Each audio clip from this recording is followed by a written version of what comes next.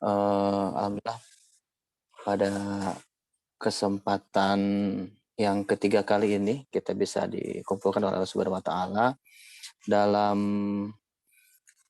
sebuah acara yang banyak banget ya, antusiasnya begitu besar di webinar. Waktu itu hadir sekitar 350 orang, kemudian di BIMTEK ini kemarin terakhir hadir sekitar 90-an, sekarang baru bergabung sekitar 27 orang, insya Allah kayaknya nanti pada nyusul lagi ya, mudah-mudahan. Di BIMTEK yang kedua ini, kita akan sedikit mereview yang kemarin sudah dibahas di BIMTEK yang pertama oleh Kak Naila. Kemarin itu dibahas terkait masalah persyaratan dan sebagainya, kemudian tata cara mengisi aplikasi, tata cara membuat aplikasi ETB bagi yang belum, kemudian tata cara upload dan lain sebagainya. Nah, di kesempatan kedua ini mungkin yang kemarin belum terjawab beberapa pertanyaan khususnya untuk di jenjang S2 dan S3, silahkan sepuas-puasnya bisa ditanyakan sekarang ataupun S1 pun sebetulnya boleh ya. Kalau misalkan ada yang belum jelas banget gitu yang ditanyakan kemarin sama Kak Naira, nanti bisa langsung ditanyakan lagi ke Mas Gesta. Oke, untuk lebih berkahnya lagi acara ini, mari kita buka sama-sama dan bacaan basmalah. Bismillahirrahmanirrahim. Sudah hadir bersama kita di sini pemateri yang akan menyampaikan berapa materinya. Halo Mas Gesta, bisa open cam sama open mic? Kenapa jadi hitam putih gitu? Assalamualaikum warahmatullahi wabarakatuh. Waalaikumsalam warahmatullahi wabarakatuh. Kayaknya nggak usah pakai background, bagus. Iya ya. Error. Error emang. Suara dengar ya? Saya lancar ya?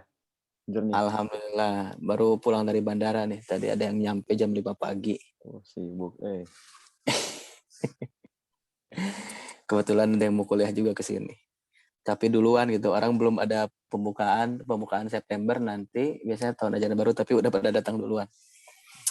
Oke Mas Gesta, kayaknya yang 27 orang kali ya di luar kita, ataupun 26 orang di luar panitia juga, sudah gak sabar katanya tadi, udah gak ngechat kuotanya tergerus gitu. Jadi kita langsung buka aja, kebetulan udah kita buka sama-sama dengan bacaan basmalah, jadi saya serahkan sepenuhnya sama pembicara yang selanjutnya. Silakan Mas Gesta untuk dimulai.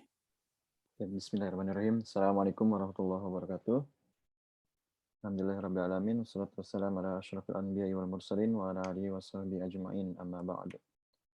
Alhamdulillah, disyukur kehadirat Allah Subhanahu wa taala yang telah memberikan kita nikmat sehat, nikmat umur yang panjang hingga saat ini kita bisa bertemu lagi meskipun online, daring gitu ya. Mudah-mudahan masih sehat semua, masih tanpa kekurangan.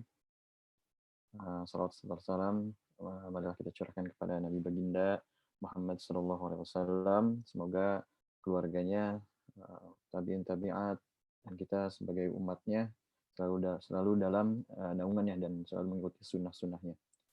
Syukran jazakallahu khairan jaza, Kang Wildan udah memberikan kesempatan saya lagi untuk menjadi orang yang diminta untuk berbagi pengalaman terkait beasiswa Turki Bestari atau YTB ya. Mudah-mudahan teman-teman yang lain juga masih semangat. Ini nggak tahu, ini ada teman-teman S1 tunjuk tangan, Ngacung. Kayak masih banyak juga kayaknya yang belum puas ya kemarin nanya-nanya. Oke. S2 banyak ya, S3 juga mungkin, mudah-mudahan. Mungkin teman-teman yang bisa on cam ya, supaya nanti saya juga bisa interaksi lebih enak gitu kan. Ini modelnya mau gini lagi Kang Wildan, berarti saya pemaparan dulu, baru ada tanya jawab, atau mau langsung aja gitu? Gimana enaknya dah kalau itu. Ya, Karena mungkin sebetulnya kemarin juga gak ada rules-nya. Mau seperti ya. apa, cuman gimana enaknya aja.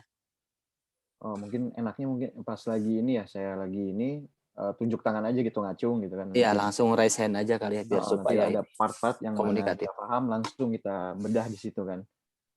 Nah, hari ini insya Allah saya juga mungkin akan sedikit mengulang yang Naila sudah sampaikan kemarin, tapi nanti mungkin ada beberapa hal yang saya highlight gitu ya, seperti awal membuat akun, kadang-kadang teman-teman ada yang salah penulisan nama gitu kan, kemudian juga nanti akan yang lebih saya highlight untuk teman-teman S2 dan S3 itu membahas LOI dan juga ajuan skripsi gitu atau ajuan tesis yang akan nantinya di sana di aplikasi itu diajukan gitu kan. Tapi tanpa berlama-lama, Bismillahirrahmanirrahim, kita buka. Bismillahirrahmanirrahim.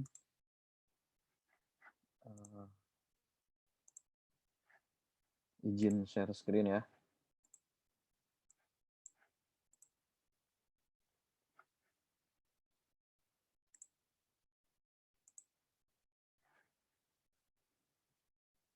Oke, udah terlihat ya gambarnya. Ya. Jadi judulnya masih sama kayak yang minggu lalu. Kemudian kita masuk ke slide kedua. Saya Gesta Fauzan Nurbiansyah. Afwan tadi belum kenalan lagi. Ini. Jadi ini halaman depan webnya Turki Buslari gitu. Nah, tadinya saya mau buat slide gitu kan, mau jelasin apalagi yang harus kita bahas atau apalagi yang harus kita perhatikan gitu kan. Cuman seringnya kalau teman-teman pembicara ketika sharing beasiswa Turki ini pakai slide sendiri, teman-teman partisipan jadi males buka website Turki Buslarinya gitu.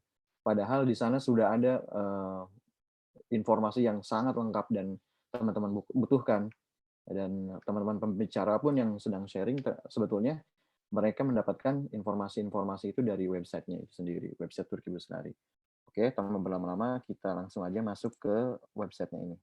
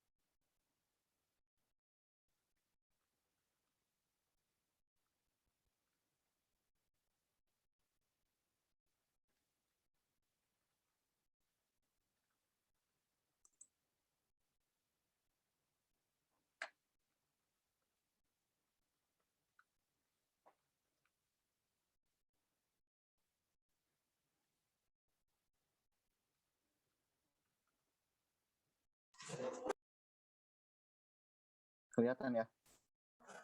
Aman, kelihatan. Aman. Oke. Jadi ini adalah website Turki Buslari atau YTB di turkiyebuslari.gov.tr gitu. Jadi teman-teman bisa diklik di sini.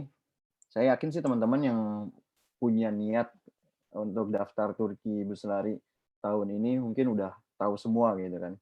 Tapi bagi yang belum pun masih ada waktu karena kan tanggal 20 itu penutupannya, sekarang masih tanggal 13 ya, ada 7 hari lagi. Nah, masih bisa dibuka. Sedikit share aja mungkin. Tahun 2016 itu saya apply beasiswa Turki Buslari itu sekitar 5 hari sebelum penutupan. Dan persiapannya 2 hari, dan di hari H-3 itu saya baru apply gitu, baru submit. Tapi bukan tanpa persiapan gitu kan. Semua dokumen sudah di scan dan juga persiapan-persiapan lainnya juga udah disiapkan gitu. Nah, ini kita lihat kenapa Turkish Scholarship. Mungkin kita bahas sedikit.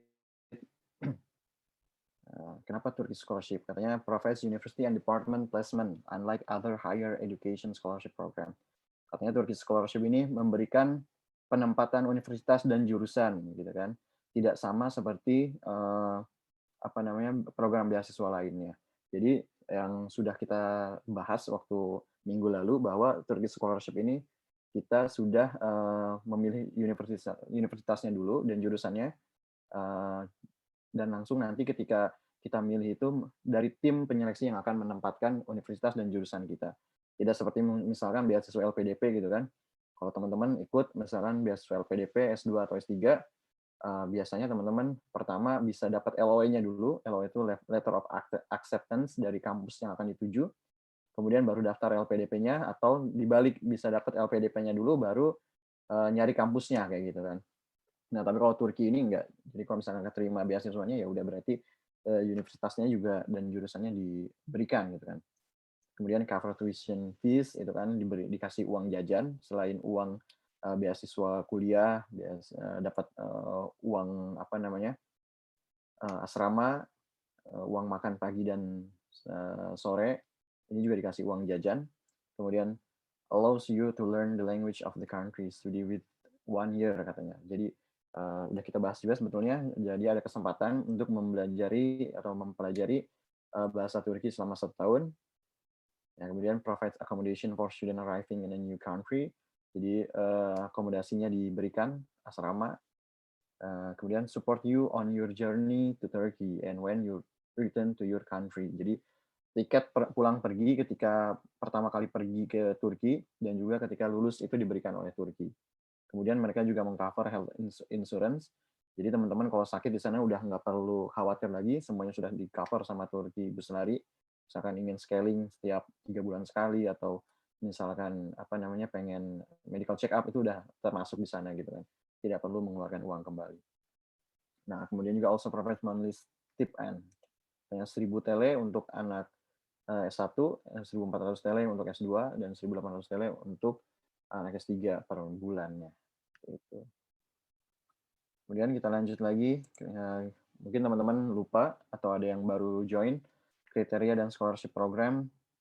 Nah, ini ada beberapa apa namanya kriteria.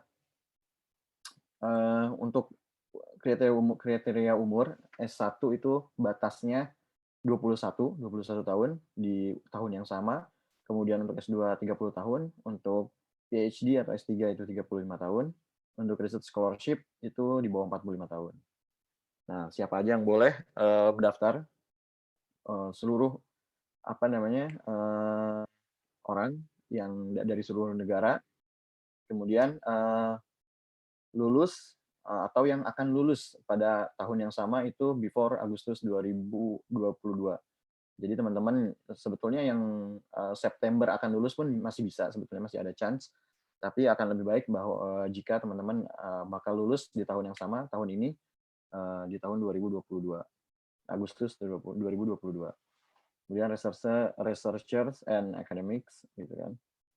Nah, ini juga yang nggak bisa daftar, ternyata orang-orang Turki nggak bisa daftar. Orang Turki sendiri nggak bisa daftar beasiswa ini. Nah, dan juga orang-orang yang sekarang sudah kuliah di Turki, gitu kan. Orang Indonesia, atau orang manapun yang kuliah di Turki itu nggak bisa daftar beasiswa YTB yang untuk ini, gitu kan. Nanti ada lagi ya yang mereka bisa daftar. Nah, ini kemudian kita masuk ke application calendar. Nah, pada tahun ini, tahun 2022, periode aplikasinya itu tanggal 10 sampai 20 Februari, dari tanggal 10 Januari sampai 20 Februari. Kemudian nanti akan ada evaluation proses, yang mana aplikasi atau dokumen-dokumen yang teman-teman udah submit itu akan dilakukan evaluation proses pada bulan Maret, April, dan Mei. Gitu. Kemudian ketika teman-teman lulus di administrasi, kemudian akan masuk ke interview period. Interview period ini bulan Juni sama Juli. Nah, ini 2 bulan. Kemudian nanti akan diumumkan pada awal Agustus. Gitu. Jadi teman-teman biasanya nanya gitu kan, kapan sih ini pengumuman YTB, apa udah keluar gitu. Mau nanya ke teman-teman awardee pun, teman-teman awardee pasti nggak akan tahu gitu kan. Mau yang sudah di Turki maupun yang sudah pulang ke Indonesia, mereka nggak akan tahu gitu. Tanggalnya ini wallahu alam gitu, cuman YTB yang tahu, dan teman-teman hanya bisa nunggu dari email balasan kayak gitu. Email balasan, oke. Kemudian ini application in 5 step. Pertama, buat akun dulu, create your personal account on the Turkish Scholarship Application System. Nanti kita akan coba buka, kemudian upload all required documents, terus list your dream university, nanti pilih universitas dan juga programnya. Kemudian write an original letter of intent. Ini LOI, nulis LOI explaining your preference expectation and goals for your future. Jadi LOI ini sebetulnya sudah dikasih tahu kisi-kisinya dari sini gitu kan. Apa sih biasanya kan ada yang nanya apa sih yang harus kita tulis dalam LOI gitu kan. Sebenarnya di website resminya YTB sendiri udah dikasih tahu gitu kan. Explain your preferences, ekspektasi kamu di Turki itu mau belajar seperti apa, dan goals for the future gitu kan. Dan apa namanya goals kamu atau tujuan kamu setelah lulus atau di masa depan setelah lulus dari Turki sendiri. Nah ini jadi preferences, expectation, and goal for the future ini nanti yang jadi bahan LOI-nya itu. Kemudian nanti step yang kelima, after reviewing all the stages and documents, approve your application. Nanti udah semuanya diisi, LOI-nya diisi, nanti tinggal di review. Setelah oke, tinggal di approve atau di submit gitu kan.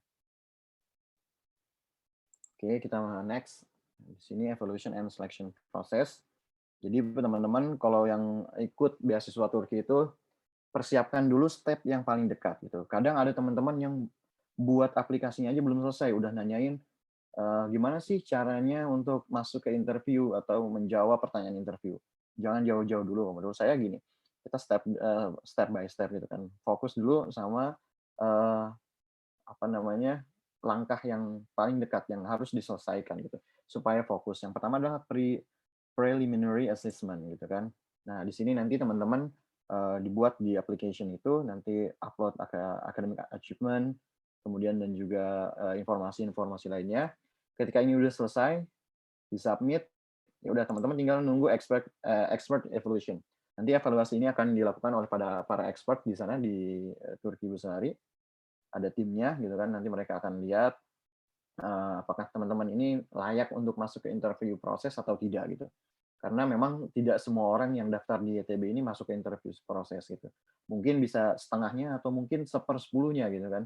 Ketika terlalu banyak, mungkin orang-orang yang interview juga hanya mencari atau memilih teman-teman yang serius atau yang LOI-nya dan juga application-nya yang mereka sebut layak gitu kan. Makanya buat yang serius, buat yang fokus ketika menjalani preliminary assessment gitu kan.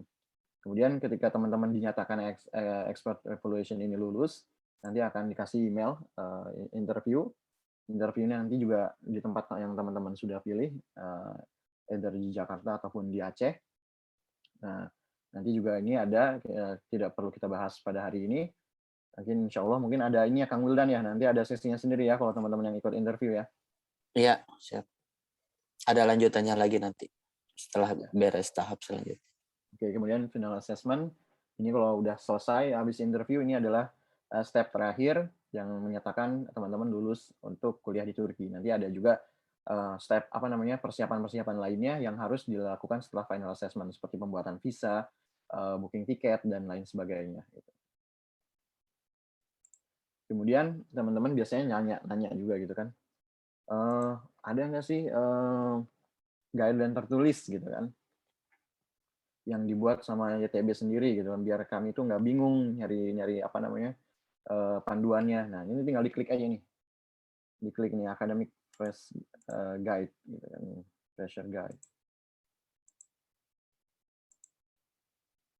Nah di sini teman-teman nanti bisa lihat, jadi udah nggak perlu lihat-lihat lagi kemana-mana, tinggal cari aja di sini step-stepnya before you arrive, sebelum kamu datang, after you arrive, sampai kamu datang gitu kan. Ini mungkin bisa dibaca-baca gitu kan, persiapan barangkali teman-teman yang dipilih gitu kan untuk YTB ini. Oke, jadi semuanya ada ya di sini sebetulnya di website YTB ini atau Turkiye Beslari ini. Oke. Oke, kita next ke scholarship procedure. Nah, ini kalau teman-teman nanti udah sudah diterima gitu kan. Ada scholarship education and termination, freezing and partial loss of scholarship dan macam-macam. Kalau misalnya mau baca-baca juga nggak masalah menurut saya untuk persiapan, tapi tetap fokus untuk mengisi aplikasi sampai tanggal 20 Februari ini. Oke. Jadi kita next untuk ke aplikasi pendaftaran. Di sini application ya. Kita klik di sini, yang keluar adalah ini untuk pendaftaran. kita sama-sama buat. Mungkin ada beberapa hal yang perlu diperhatikan. Nggak semua saya akan bahas karena kemarin juga Naila sudah bahas. Kita klik di register. Kemudian name, misalkan nama saya. Nama saya adalah Gesta. Gesta. Karena sebenarnya orang Indonesia itu di sini kan ada 3 ya, ada name, middle name, dan surname. Nah, orang Indonesia itu pada hakikatnya gitu, kita tuh nggak punya 3 bagian ini. Biasanya kita name aja full name gitu kan. Misalkan Kang Wildan, Wildan Syahid aja gitu kan, Wildan Syahid. Tapi kalau di Turki ini emang dibeda-bedain gitu. Ada name, middle name, surname. Misalkan nama kita dari 2 suku kata, misalnya Wildan Syahid. Wildan, middle name ini saya usul untuk atau saya sarankan untuk tidak diisi, langsung ke surname. Karena saya pernah waktu saya daftar ke Turki Bus Lari yang pertama itu 2016, saya isi di middle name ini nama saya hilang gitu kan. Jadi baiknya memang nanti supaya namanya ada terus dibuatnya di name dan surname aja. Misalkan nama saya 3 suku kata.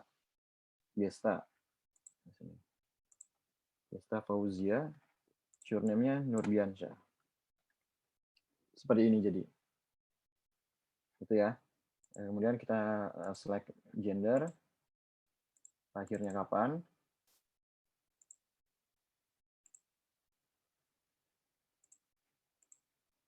ini Indonesia, emailnya,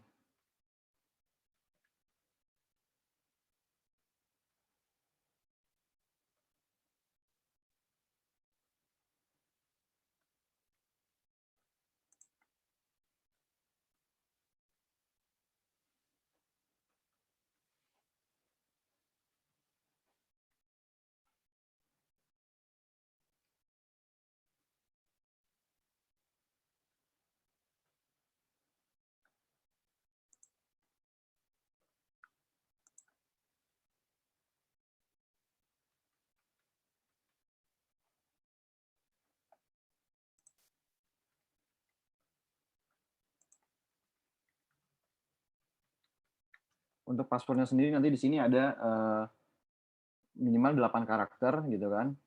Nah, kalau bisa nanti nggak dibuat seunik mungkin gitu kan. Script question-nya misalkan your favorite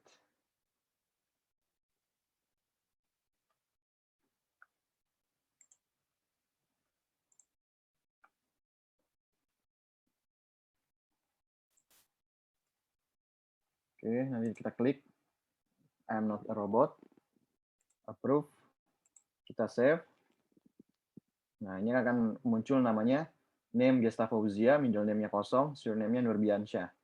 Kemudian nationality-nya atau citizenship-nya Indonesia gitu kan. Saya approve.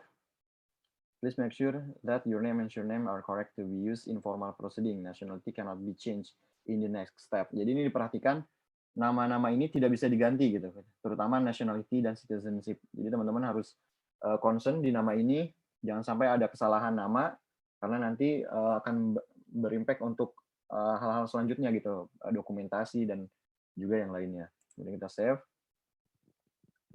Nah, setelah itu kita diminta untuk ngecek email gitu kan. Dicek email, teman-teman lihat cek email, apakah ada untuk aktivasi. Oke.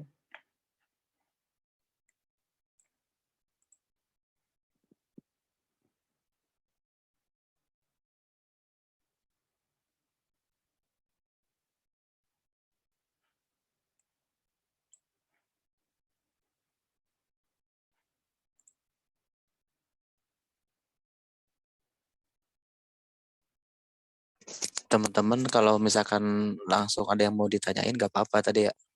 Ya, ini udah muncul. Daripada Nah, teman-teman, kelewat. ya nanti diklik di sini. Oke.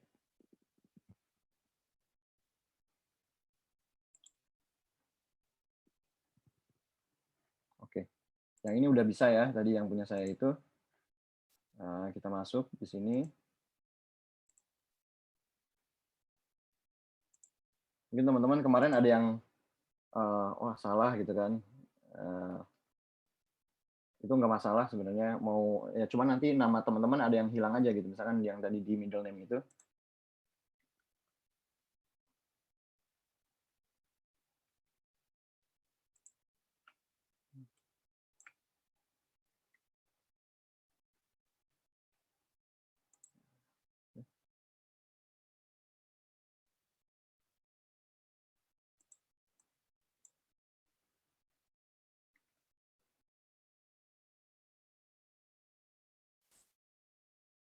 Salah.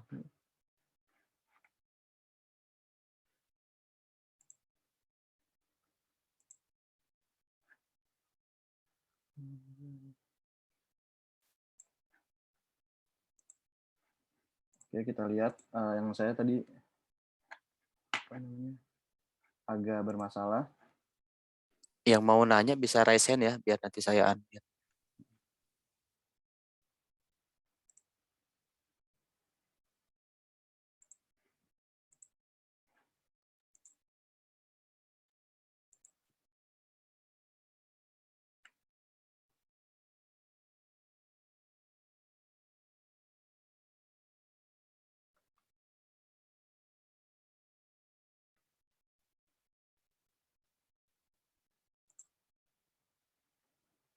Salah WM.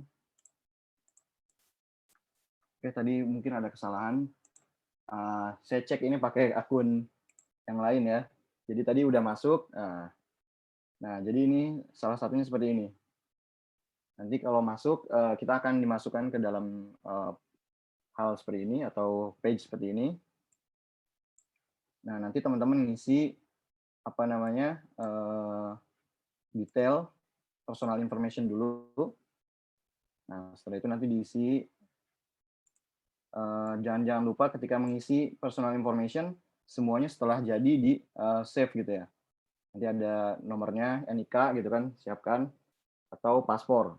Nah, jadi dari EITB sendiri sangat merekomendasikan untuk memasukkan apa namanya ID card-nya itu paspor. Tapi kalau teman-teman belum punya paspor, pakai KTP juga nggak masalah gitu. Kalau yang belum punya KTP nanti minta surat apa namanya pengantar dari kelurahan kayak gitu. Nah, ini salah satu apa namanya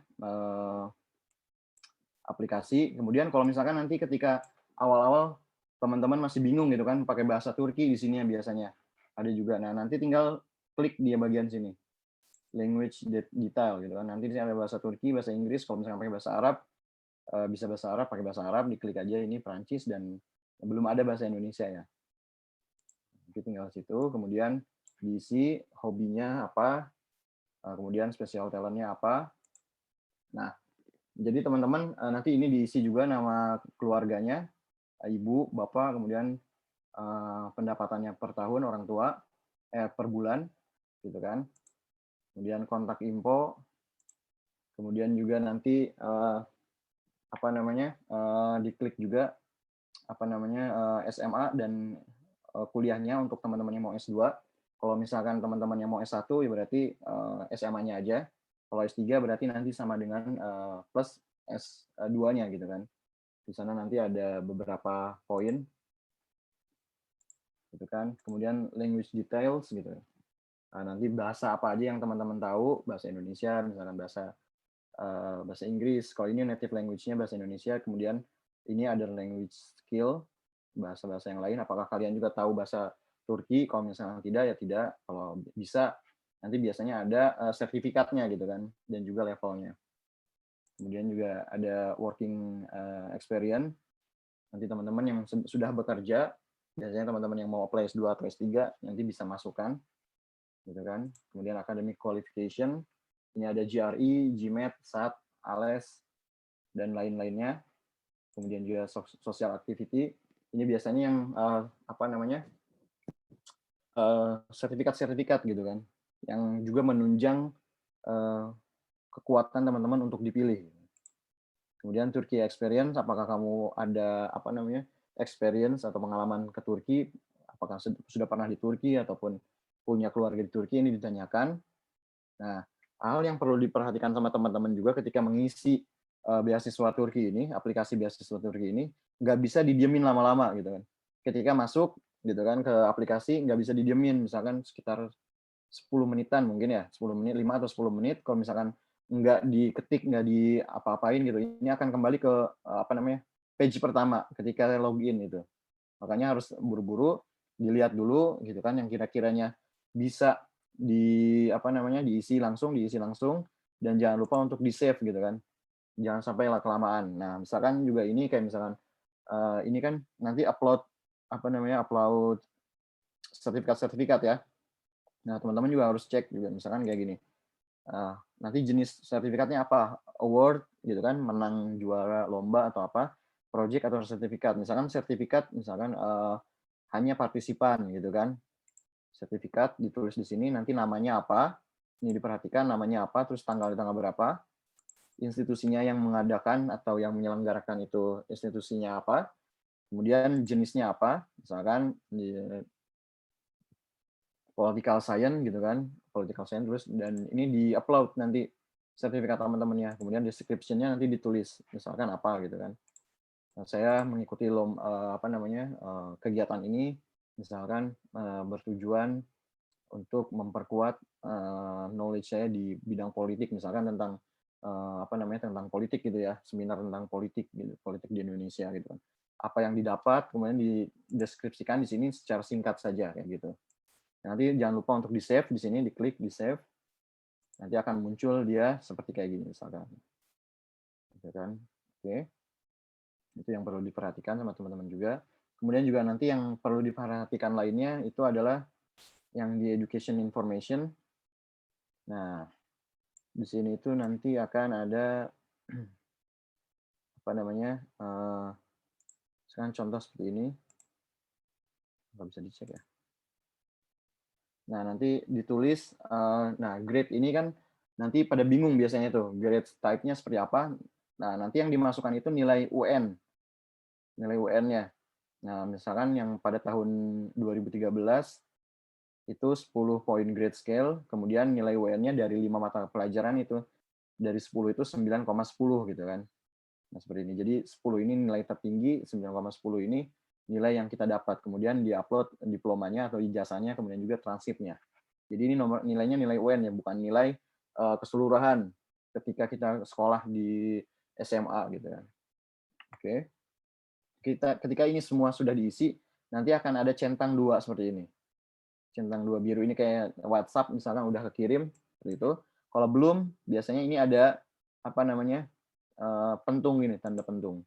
Kita klik di sini karena nggak punya GRE, GMAT, SET, dan ALES, berarti ini tidak diisi gitu kan. Karena ini juga tidak wajib gitu. Nah, untuk teman-teman mungkin biasanya pengen tertib gitu kan, tertib administrasi dan gampang. Saya juga sebetulnya udah biasanya saya buat kayak gini modelnya. Ini kelihatan nggak, Mang? Checklist dokumen YTB 2022. Masih loading. Loading ya. Paling tadi sambil ada yang bertanya katanya kalau misalkan UN-nya udah gak ada, berarti yang dimasukin transkrip nilai ya? Iya, transkrip nilai aja. Nah, nanti ini saya share ke grup teman-teman.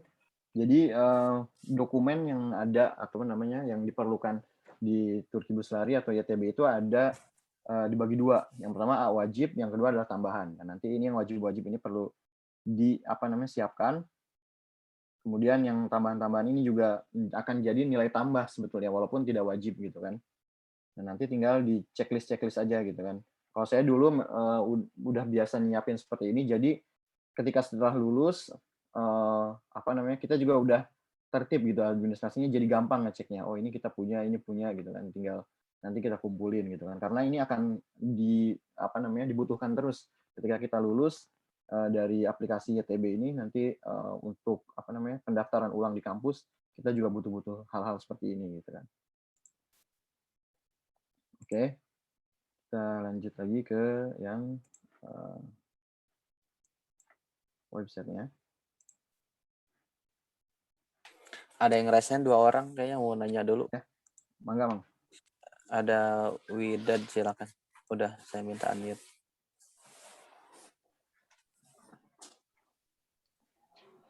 Assalamualaikum warahmatullahi wabarakatuh.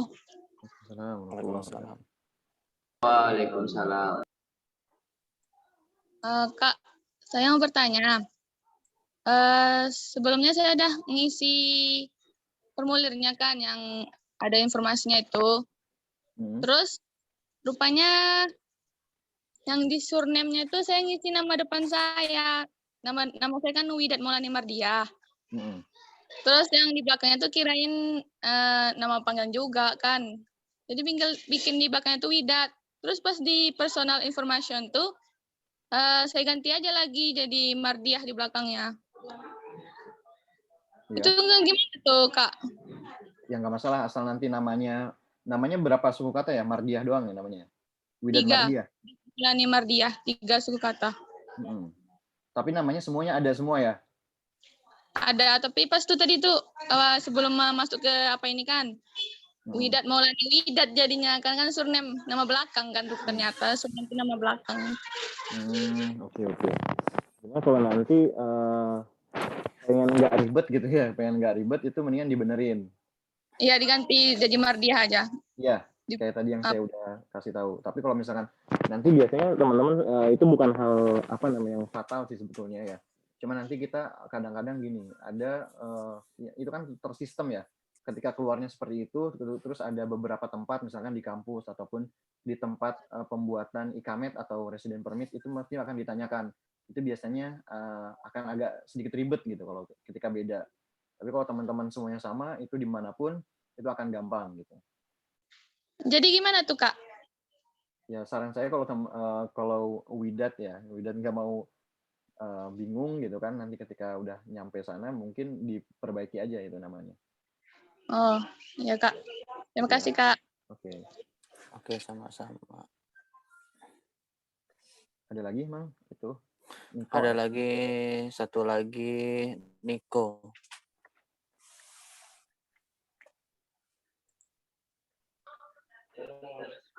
Bismillahirrahmanirrahim. Assalamualaikum warahmatullahi wabarakatuh.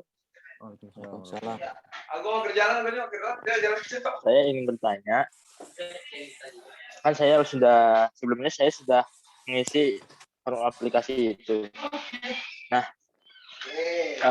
di information itu emang sudah tidak bisa digantikan lagi atau bisa diganti asalkan kita datang langsung ke sana waktu di sananya. Terus yang kedua, di form application ini ketika dua bagian dokumen itu harus benar-benar ditranslate ke bahasa Inggris semua. Jadi cukup dua itu pertanyaannya. Syukur. Assalamualaikum warahmatullahi wabarakatuh. Assalamualaikum warahmatullahi wabarakatuh. Ya, Niko, tadi pertanyaannya yang pertama yang di information ya, Mas Niko ya? Iya. Ya.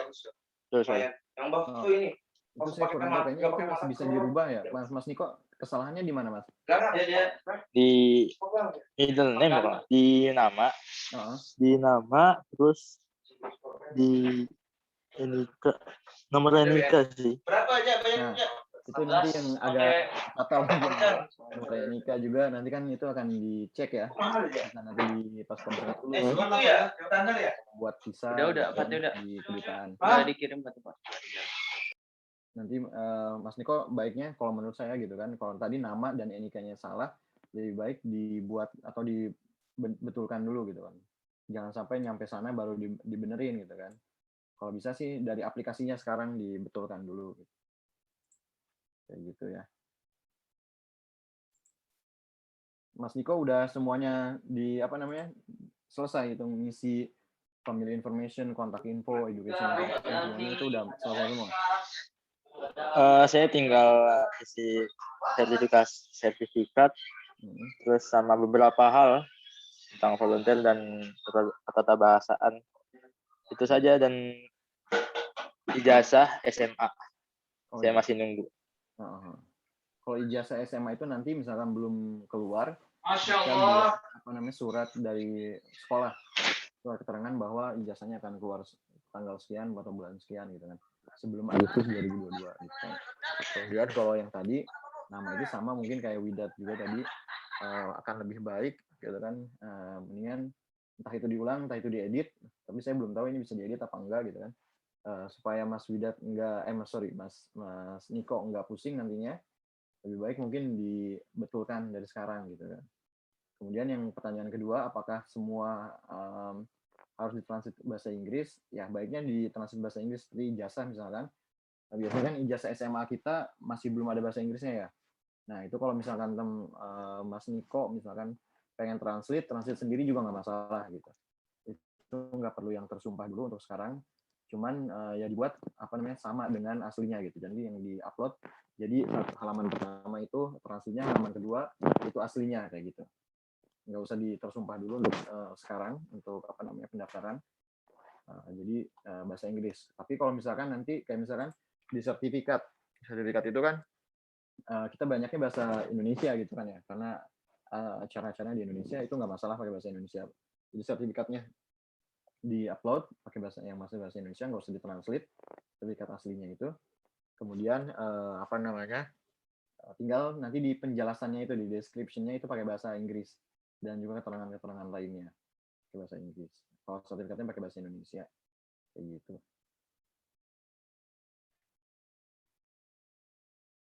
Oke ya, Mas Niko, clear ya?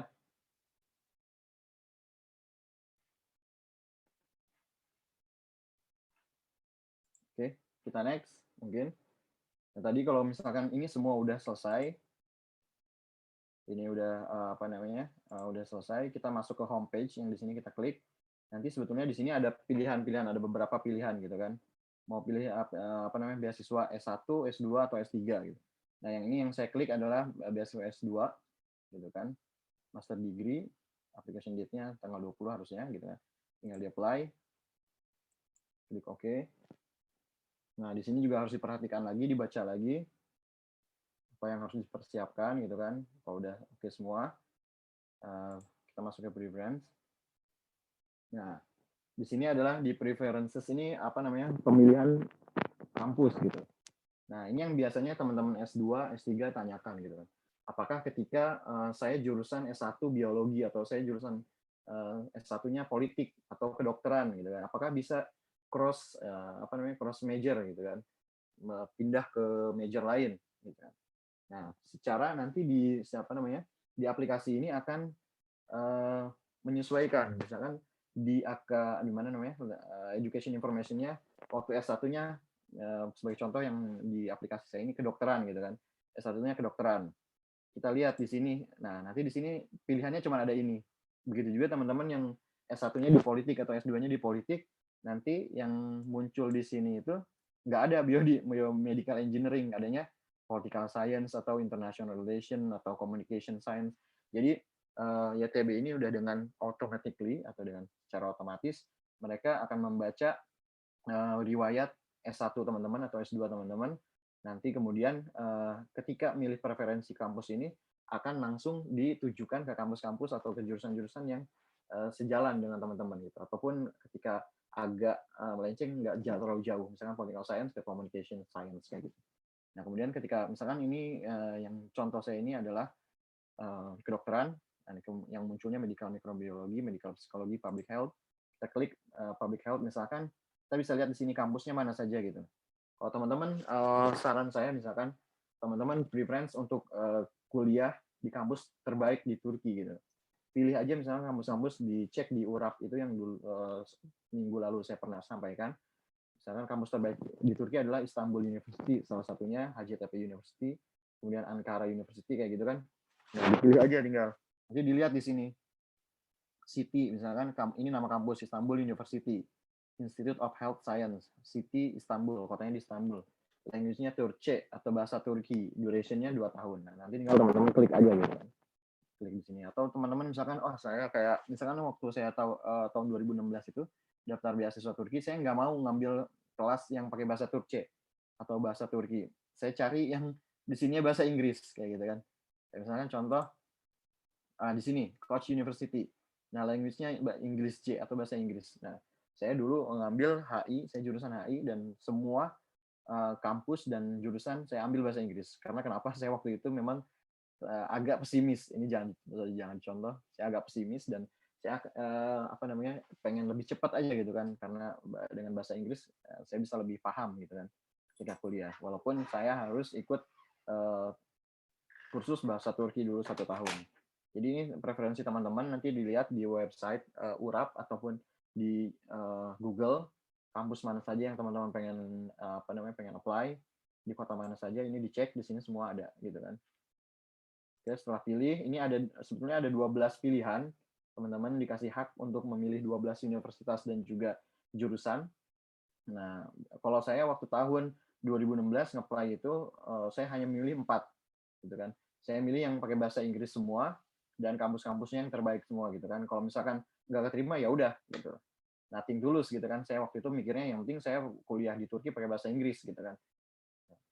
Itu preferensi teman-teman aja, gitu kan. Atau teman-teman punya preferensi, yang penting saya kuliah di Turki, mau di kampus manapun. Itu kan beda-beda. Tinggal nanti cek aja, gitu kan, kampusnya.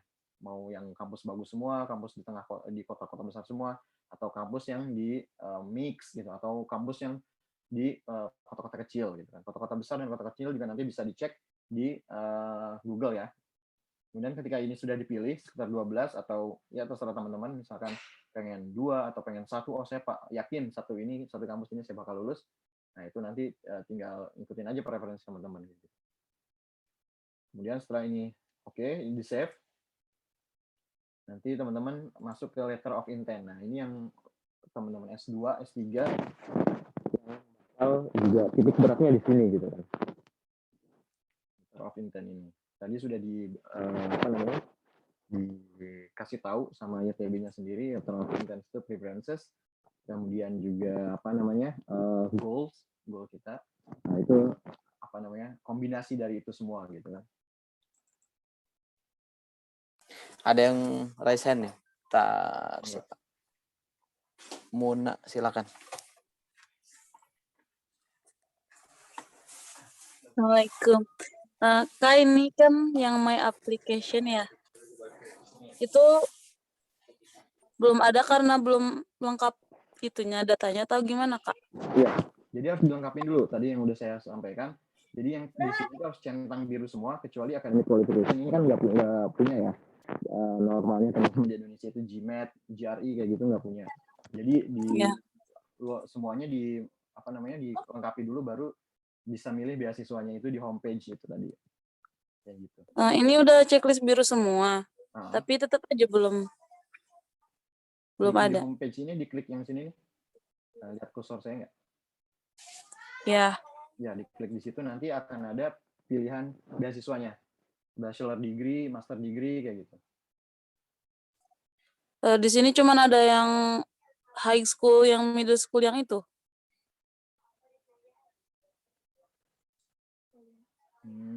Kenapa ya? Ini biru semua ya ini ya? Udah. Biru semua ini ya? Ini ya, untuk udah. S1, S2 atau S3? S1. Untuk S1. Oke, biasanya itu ada bachelor degree gitu kan. Di situnya. Ada pilihan bachelor degree. Coba di refresh lagi aja dulu. Nanti masuk ke homepage ini. Nah, di sini nanti ada bagiannya bachelor degree, graduate degree gitu kan. Oh ya. Oke, bisa ya? Ya, Kak. Oke. Makasih, Kak. Yuk. Jadi kita lanjut ya untuk yang LOI, letter of intent. Mungkin kita bisa baca dulu.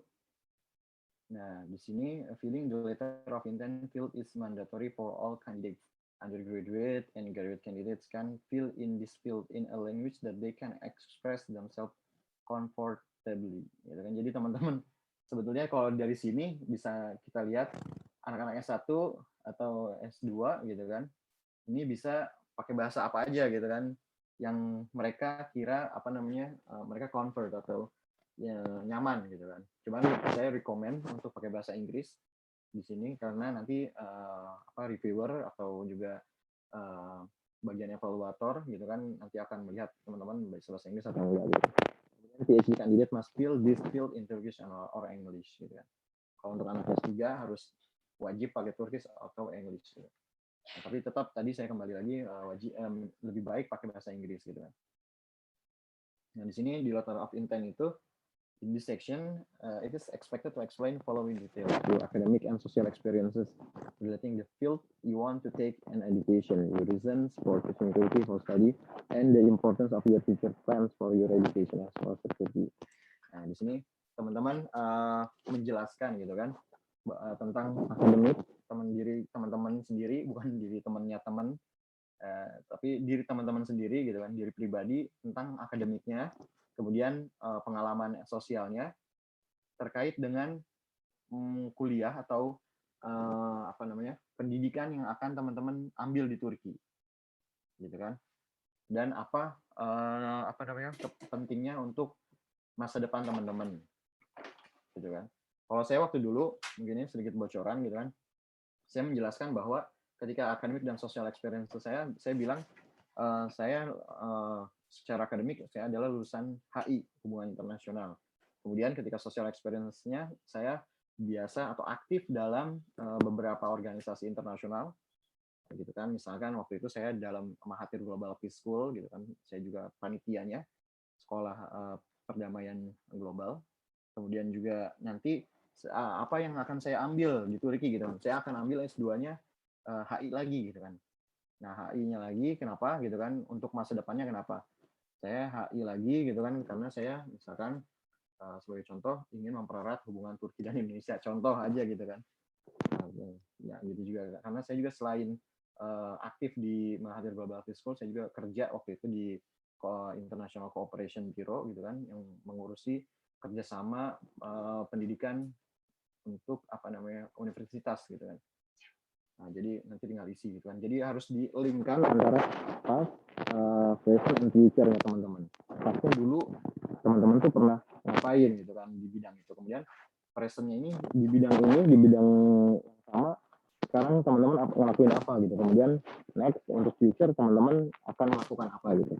Jadi harus ada keterkaitan, gitu. Jangan sampai misalkan S1 saya ngambil biologi, gitu kan, mikrobiologi. Kemudian sekarang saya senangnya itu adalah masuk ke politik, misalkan, gitu kan. Kemudian nanti ke depannya saya pengen misalkan jadi tour guide, gitu kan, atau orang yang mengerti tentang tourism. Ini kan tiga-tiganya yang berbeda, gitu kan, jangan sampai seperti itu. Jadi harus linear, masih sama, gitu kan.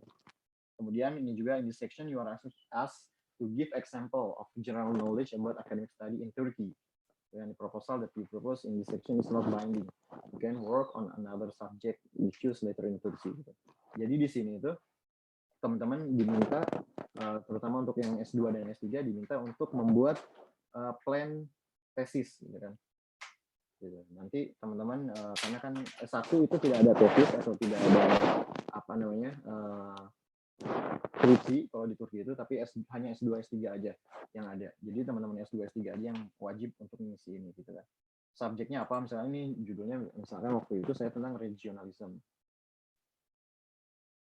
Ini hubungan regionalisme, gitu kan. Hubungan negara-negara seperti ASEAN, European Union, kayak gitu kan. Misalkan research question-nya apa? Nah, ini jadi teman-teman S2, S3 pasti udah paham cara membuat cara membuat usulan skripsi ya.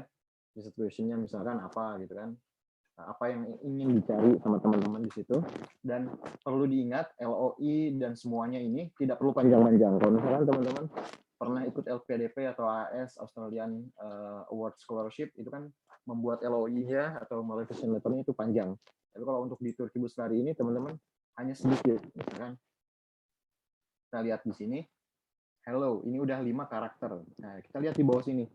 Di Turki Buslari ini hanya 3.000 karakter dan spasi ini dihitung, gitu kan. Nah, ini jadi harus benar-benar padat, jelas, dan juga nggak bertele-tele kata-katanya, gitu. Nah, makanya teman-teman ini harus lihat, ini cuma 3.000 karakter. Kalau misalkan mau dipersiapkan di Microsoft Word, diketik dulu, pastikan itu tidak melebihi 3.000 karakter. Ketika dipindahkan ke sini, itu tidak terlalu panjang. Sama seperti subject study-nya, research question-nya, ini apa yang akan dicari, gitu kan, dari riset teman-teman. Kemudian ini analysis of the problem-nya. Di sini biasanya kita letakkan teorinya, misalkan nanti usulan tesis teman-teman ini akan pakai teori apa atau konsep apa. Biasanya ini kan theoretical framework ya kalau teman-teman biasa buat skripsi ataupun tesis. Kemudian riset metodenya ini kan. Nanti mau dipakai interview, observation, survei, eksperimen atau apa, kan ini tinggal dibuat. Kemudian ini hipotesis, preliminary answer, jadi dibuat misalkan teman-teman sebelum melakukan risetnya itu, hipotesisnya apa. Kemudian academic contribution of the study, ya biasanya ini juga tinggal diisi saja. Misalkan studi ini berkontribusi pada misalkan bertambahnya literatur di bidang apa, misalkan kayak gitu. Kemudian literatur review ini adalah sources-nya, buku-bukunya. Misalkan teman-teman nanti akan menggunakan buku dari siapa yang di dalamnya mengandung apa namanya teori apa gitu kan. Nah, yang ini ada additional item jika misalkan nggak clear yang di atas ini teman-teman, sebenarnya masih ada hal yang pengen disampaikan gitu kan, karena di sini cuma 3.000 karakter yang disampaikan di sini gitu. Oke.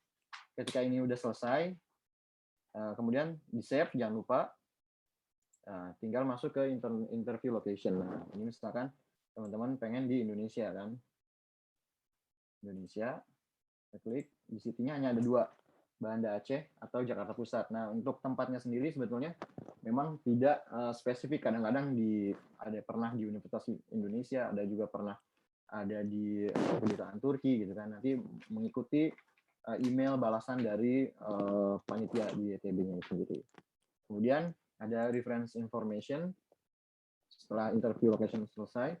Nah, ini adalah recommendation letter gitu kan. Teman-teman misalkan punya rekomendasi dari siapa, tinggal ditaruh di sini. Nama kayak tadi, namanya siapa yang ngasih rekomendasi, nomor teleponnya apa, emailnya apa, institusinya apa, posisinya di apa, kemudian nanti ini diupload. Kemudian nanti dicek misalkan yang ngasih rekomendasi letter ini di akademik atau apa gitu kan, bagian akademik saya atau bukan. Nah, atau ini juga ada di information belongs to Turki alumni. Nah, barangkali misalkan nanti teman-teman dapat rekomendasi dari saya atau nanti dari Nabila gitu kan. Nah, ini bisa masuk ke sini juga gitu kan. Nah, misalkan recommendation letter yang ini kita lihat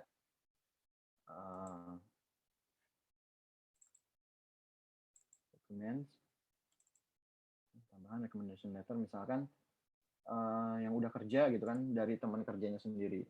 Ini saya pernah juga dari teman kerja saya rekomendasinya. Kemudian juga misalkan saya dekat dengan tokoh ini, saya pernah beberapa kali membantu beliau atau kenal dengan beliau, juga bisa kayak gini misalkan waktu itu saya dapat dari ketua PP Muhammadiyah gitu kan, tinggal dimasukkan ke sana. Oke. Setelah ini selesai itu di save. Nah, kemudian yang ini juga ada scholarship lain gitu kan, tinggal di yes aja gitu kan. Setelah udah selesai semua di save, nanti teman-teman diklik summary of application gitu kan. Kalau semuanya udah diisi nanti munculnya kurang lebih seperti ini. Nah, seperti ini nanti akan keluar. Nah, semua informasi yang sudah teman-teman masukkan ke dalam aplikasi tadi itu akan tersummary atau terangkum dalam beberapa halaman gitu kan. Nah, ini yang nanti terserah bisa teman-teman save atau print untuk sebagai pegangan teman-teman bahwa teman-teman udah daftar. Mungkin itu dari saya, lebihnya mungkin nanti lebih ke diskusi ya dan tanya jawab. Siap, makasih banyak. Sudah ada yang raise hand dari tadi. Ada siapa dulu? Mbak Mutia dulu deh. Silakan. Ya, Assalamualaikum. Makasih atas kesempatannya. Izin menanyakan Kak, kalau misalnya interview location, kalau misalnya nggak ada di drop down listnya, jadi United Kingdom, bisa pilih other kah atau gimana? Ada taruh aja. Dia apa?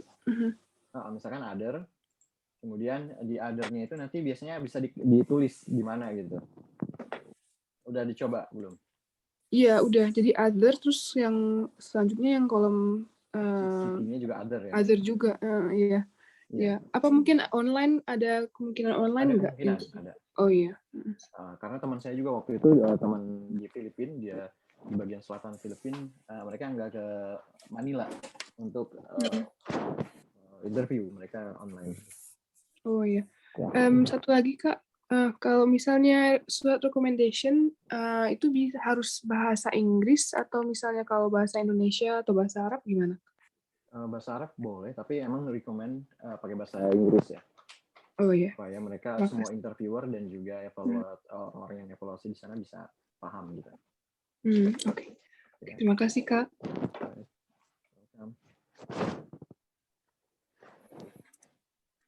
Mau siapa ini? Al-Faruq. Ya, Assalamualaikum Kak, izin bertanya. Untuk yang saya mau nanya seputar urutan preferences, urutannya itu lebih baik benar-benar dari nomor 1 sesuai sama rank universitasnya, atau boleh nggak kira-kira saya taruh universitas tujuan saya di nomor 1, baru nomor 2 ke bawahnya saya sesuaikan dengan rank universitasnya. Gitu sih Kak. Ya, makasih. Sebetulnya nggak masalah sih mau ditaruh di mana aja, karena nanti sependek yang saya tahu itu penempatannya itu kan tergantung kita itu hasilnya kan nanti ada skornya ya, keluar gitu kan skor. Nanti kita misalkan masuk ke kampus ini cocok atau kampus ini enggak. Cuman saran saya memang dibuatnya kampus-kampusnya dari yang pengen banget kemudian yang ini turun-turun ke bawah. Tapi nggak mesti juga sih gitu kan. Tapi kalau misalkan pengen yakin ya udah turun-turun aja, misalnya dari kampus yang paling bagus, atau kemudian yang kampus bagus, kemudian kampus yang agak bagus kayak gitu. Oke. Mbak Nisrina, silakan. Assalamualaikum warahmatullahi wabarakatuh. Izin bertanya Kak, untuk surat rekomendasi apakah ada expired-nya? Kalaupun tidak ada, boleh nggak kita pakai surat rekomendasi tahun lalu dari pihak sekolah? Terima kasih. Ya, kalau recommendation letter sebetulnya memang dari sana sendiri nggak ada menyatakan expired atau enggak ya.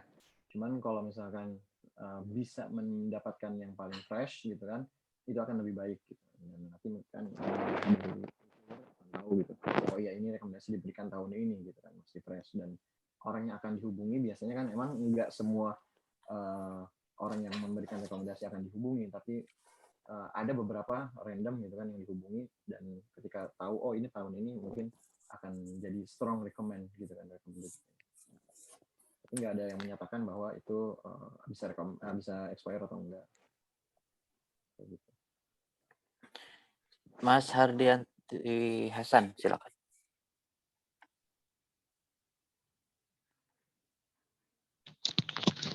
Baik. Oh, Mbak, sorry. Nggak apa-apa, Kak. Baik, saya mau tanya, Kak. Ini kan untuk yang kuliahnya nih, Kak, di S1-nya itu, kan saya mau mendaftar S2 nih, Kak. Tapi di pengisian untuk S1-nya itu nggak ada jurusan saya, Kak. Jadi gimana itu, Kak? Ya, diklik aja other. Nanti di situ ada other. Biasanya Iya. mereka sudah, Kak.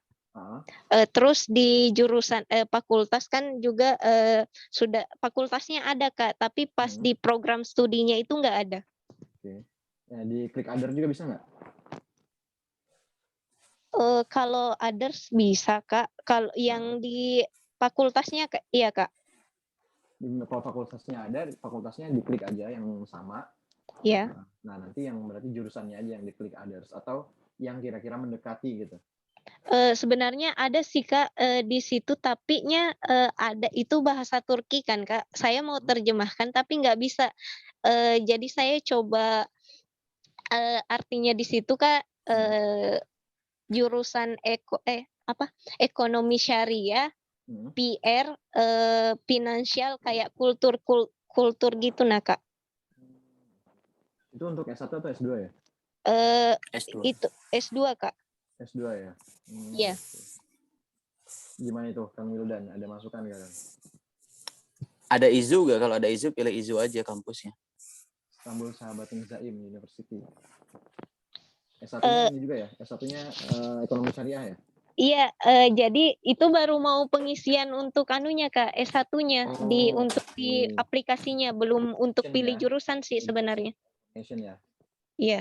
Diklik itu juga nggak masalah. Yang kalau mirip itu kan tadi translate-nya ekonomi syariah juga ya, cuman apa gitu kan. Ya diklik. Tapi itu nggak jadi bermasalah kan Kak kalau untuk akhirnya nanti. Enggak, tapi kalau misalkan pengen yakin lagi, other aja, diklik other. Biasanya di situ kan ada bisa ngetik jurusannya namanya apa gitu kan. Oke, makasih Kak. Oke. Boleh nanya lagi satu nggak Kak? Yeah. Maaf. Kak, saya mau nanya, ini ada nggak jurnal untuk ekonomi syariah, khusus untuk ekonomi syariah yang Kakak tahu untuk linknya gitu, nah Kak, kayak jurnal internasional untuk spesifik untuk di Turki, Kak? Nah, itu Kang Wildan mangga kan. Kalau mau tanya jurnal, coba cek kunjungi websitenya SETA. SETA itu satu organisasi yang khusus, dia meneliti terkait masalah ekonomi dan politik. Mungkin di situ mereka membahas terkait ekonomi Islam ya, ekonomi syariah. Bisa dicek aja ya. Ada namanya SETA Wakfu. SETA, SETA, Fakfi gitu. FI. Ini saya tulis pakai akunnya Gemar Keadilan. SETA.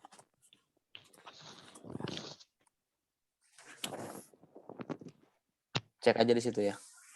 Oke, makasih Kak. Oke. Ada lagi Mas Mirza. Oke, Assalamualaikum warahmatullahi wabarakatuh. Waalaikumsalam. Oke, perkenalkan nama saya Mirza. Ini sebetulnya pertanyaannya udah saya ajukan kemarin, cuman kata Mas Wildan di postpone aja ya sampai hari ini gitu. Oke, pertanyaan saya sebetulnya agak simpel nih Mas Gesta. Jadi di kolom academic qualification itu kan ada pilihan jenis atau nama ujian ya, seperti GMAT, terus GRE ya, International Law School Admission dan lain sebagainya. Nah, yang saya tangkap ini kan kelihatannya tes berbasis internasional ya gitu. Nah, seandainya kalau dari saya misalkan memasukkan tes-tes yang ruang lingkupnya nasional, katakanlah TPA misalkan yang diselenggarakan oleh Bappenas, kira-kira memungkinkan nggak? Karena di sini juga nggak ada pilihan other test gitu. Jadi mau nggak mau tuh saya harus milih dari apa yang ada tercantum di list gitu. Mungkin ini kebetulan saya khusus untuk S3 gitu ya untuk rencananya. Nah, mungkin kalau menurut Mas Gesta gimana nih solusinya? Ya. Nah, jadi Mas Mirza punya yang TPA gitu dari Bappenas ya? Ada ya, kebetulan. Kalau di sini kan biasanya memang nggak ada pilihannya ya Mas ya. Ada S1 kayak gitu, GRE. Ya. Jadi emang masukinnya mungkin nanti ke social aptitude saja Mas. Gitu. Oke. Jadi nggak bisa saya masukin TPA gitu ke academic qualification. Oke. Tulis ya? Oke, ya. Soalnya ya apa namanya takutnya gini, kalau saya nggak menuliskan di academic qualification mungkin ada pengaruh ke seleksi nanti atau gimana ya kira-kira gitu. Apalagi cuma seminggu lagi kan waktunya gitu. Ya, betul. Gimana kira-kira? Ya, Mas Mirza kampusnya memilih kemana? Saya sih baru ketemu beberapa list ya, ada kayak Istanbul University, pokoknya semua di list yang berbahasa Inggris itu saya utamakan gitu. Tapi yang berbahasa Turki emang saya belum mencantumkan gitu ya. Sama kayak gitu. saya. Gitu. Jadi ya gitulah Mas. Jadi apa namanya? So far sih yang program bahasa Inggris aja yang benar-benar aku fokuskan untuk pilih jadi preference listnya gitu. Takutnya ada pengaruh ke admission atau gimana kalau saya nggak mencantumkan kayak GMAT test dan lain-lain itu gitu. Gimana kira-kira? Untuk step sekarang sih sebetulnya nggak masalah Mas. Kalau tergantung kan GMAT, kemudian yang lain-lain itu kan sebetulnya nanti digunakan ketika kampusnya require, ketika kampusnya itu membutuhkan gitu. Jadi masih ada waktu ketika Mas Mirza nanti misalkan ambil Istanbul University butuh GMAT gitu kan. Jadi ketika Mas Mirza lolos gitu kan, hari ketika ngambil Tomer bahasa Turki itu masih bisa nyiapin GMAT-nya itu sebelum kampus masuk gitu atau masuk ke perkuliahan. Gitu. Apa namanya untuk beasiswa Turkinya sendiri ketika nggak punya pun nggak masalah gitu. Tapi kalau udah punya duluan itu akan strongly recommended. Oke, berarti istilahnya kalaupun aku masukin TPA nggak masalah ya gitu. Oke. Iya, oke, siap. Oke, ini mungkin masih ada satu pertanyaan lagi nih Mas, ini karena berhubung studinya S3 ya, pasti kan berbeda nih dengan S2, dia kan pasti lebih ke research based ya, proposal gitu. Nah, mungkin kalau dari pengalaman atau bagaimana, kira-kira kriteria proposal yang seperti apa nih yang istilahnya bisa menjadi daya tarik bagi selection committee-nya. Apalagi kan di sini di aplikasi kan kita diminta untuk menulis ya, yang ada tadi beberapa kolom itu ya, subject of study-nya apa, research question ada. Nah, kira-kira kalau untuk S3 sendiri ini gimana nih gitu ya? Gitu. Gimana Mas? Mas Mirza sebelumnya jurusannya apa Mas? Saya di hukum internasional, Mas. Apalagi hukum internasional cocok. Iya, iya. Jadi gini, kalau yang saya dapat Mas ya, Turki ini pengen melihat misalkan, karena kan saya sempat sampaikan waktu di meeting pertama itu minggu lalu, ada makan gratis gitu ya. Iya. Ini sebetulnya. Nah, kalau saya simpulkan, ini Turki ini pengen hal-hal yang berbau misalkan tentang negara kita ataupun hubungan tentang negara kita dengan mereka. Turki. Oke. Mesti hubungan diplomasi, tapi misalkan kayak hukum internasional, misalkan di Turki, misalnya perbandingan ZEE-nya, misalnya contoh gitu kan. Iya. Eksklusif atau yang satu kan postal state gitu, yang satu continental state. Nanti misalkan di apa namanya masalahnya di situ apa gitu kan. Oke. Ada comparative study gitu kan. Oke.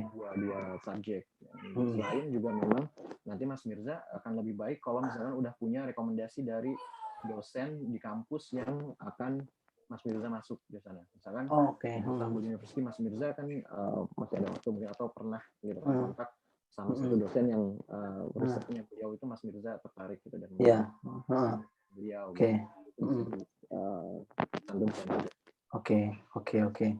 Oke, maaf ini mungkin satu lagi aja mohon izin karena tadi sempat menyebutkan rekomendasi profesor. Nah, itu seberapa wajib bagi kita mungkin kandidat doktor untuk mengajukan ya istilahnya itu kontak dengan profesor di sana untuk istilahnya itu sharing ya tentang riset kita, karena mungkin takutnya gini Mas, jadi kalau kita mau hubungin profesor tuh kan kita harus pertama cari listnya gitu ya, satu universitas tuh kan pasti ada banyak. Nah, jadi istilahnya menghindari seperti ini kenapa sih kok kayak tiba-tiba telepon orang ini siapa, nah jadi kayak istilahnya supaya nggak kaku lah gitu ya. Mungkin ada tipsnya seperti apa gitu baiknya? Biasanya kalau dosen di Turki itu enak di email. Email. Di email dulu menjelaskan bahwa kita tertarik tentang ini, dan ketika kita ketemu dengan risetnya beliau, kita juga tertarik dengan risetnya beliau gitu kan. Nah, misalnya nanti disampaikan aja maksud dan tujuannya bahwa saya ingin kuliah di Turki dan sekarang dalam proses pendaftaran beasiswa ITB gitu kan. Kalau misalkan Anda tidak keberatan, apakah mungkin saya mendapatkan rekomendasi Anda dan untuk melanjutkan studi di di tempat Anda gitu kan, di bimbingan Anda kalau enggak. Oke. Dikasih bunga-bunga nanti. Oke. Bisa riset bareng bla bla apa lah. Ya. Oke. Sama kayak Indonesia lah seneng. Oke. Ya, oke, makasih Mas Kristan ya. Ya, makasih ya. Pun dari dosen yang lama nggak masalah di Indonesia, di kampus sebelumnya. Gitu ya. Oke, ada Mbak Fatona Resi Oktaviani, silakan. Assalamualaikum, izin bertanya. Ini mengenai ini Kak, yang tadi yang surat recommendation letter itu kan kalau misalkan dari organisasi tempat kita yang aktif itu tuh tadi kan pilihannya ada 2 Kak, yang centangnya itu apakah dari akademik atau dari alumni. Nah, kalau dari organisasi itu centangnya yang mana Kak? Yang nggak dicentang dua-duanya juga nggak apa-apa. Itu kan karena bukan akademik, misalkan organisasi gitu ya. Organisasi misalkan Taranggaruna gitu, Taranggaruna. Berarti ini bukan akademik, bukan alumni juga, jadi nggak usah dicentang. Oh, syukuran Kak. Nah, gitu ya. Oke. Mbak Meta. Iya, assalamualaikum. Waalaikumsalam. Ini untuk Mas Wildan sama Mas Gesta nih, kebetulan anak saya nih baru gabung di grup. Kami juga baru tahu kalau ada grup ini untuk scholarship-nya ke Turki. Nah, kemarin itu ada beberapa Zoom meeting yang ke-skip juga karena kami isoman gitu ya. Nah, mau tanya, ini kalau untuk scholarship ini prosedurnya gimana sih dan ke uni mana aja? Apa memang ada ketentuan certain uni atau memang kita yang choose atau gimana sih? Saya benar-benar clueless nih Mas. Untuk S1 ya, sorry.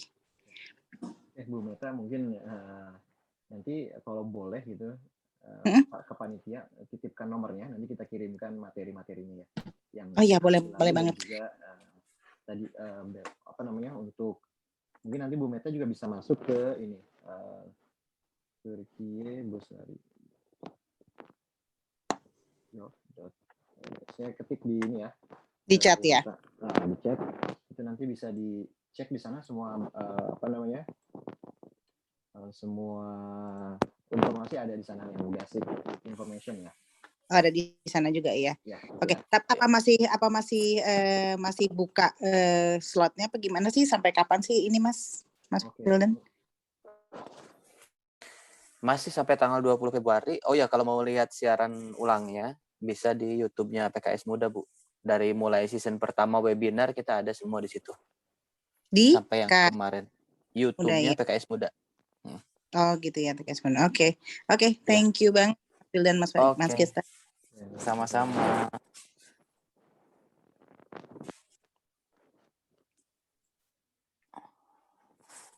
Ada lagi gak nih yang mau bertanya, raise hand, selain kita nanti baca-baca yang di kolom chat. Di kolom chat ada yang tanya, kalau misalkan SMA itu hanya TDP ya? Iya, nama program beasiswanya Imam Hatip Lisesi, Internasional Imam Hatip Lisesi. Kemudian apakah hanya di Istanbul saja? Enggak, disebar. Kadang ada yang di Konya, ada yang di Kayseri, tergantung pemerintah Turkinya mau ngirim kemana. Kemudian bahasa Inggrisnya gak begitu bagus, gimana ya Kak? Bagusnya sih diperbaiki dulu ya. Karena susah dong gimana kita belajar ya. Kalau misalkan sama sekali gak bisa bahasa Inggris atau kurang bagus. Begitu. Ada yang raise hand lagi? Silakan.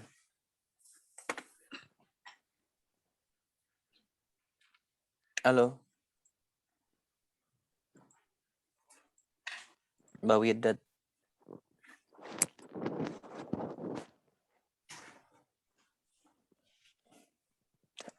Udah diminta di-unmute nih.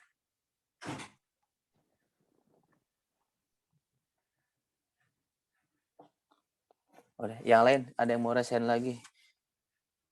Ada yang mau nanya ijazah SMP di scan depan belakang. Depan belakang sih kalau belakangnya ada nilainya.